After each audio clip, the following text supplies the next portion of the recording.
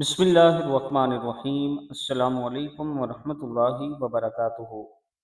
فجر کی نماز کے لیے جاتے وقت پڑھی جانے والی دعا۔ جب فجر کی نماز پڑھنے کے لیے جائیں تو یہ دعا پڑھیں، یعنی فجر کی نماز کے پڑھنے کے لیے جانے کے لیے آپ یہ دعا پڑھتے ہوئے جائیں تو اللہ تعالیٰ کا خاص کرم ہوگا۔ دعا کیا ہے؟ بسم اللہ الرحمن الرحیم۔ اللہم اجعل فی قلبی نورا وفی بصری نورا وفی سمعی نورا وعن یمینی نورا وعن یساری نورا وفوقی نورا وتحتی نورا وامامی نورا وخلفی نورا وعزم وعزم لی نورن۔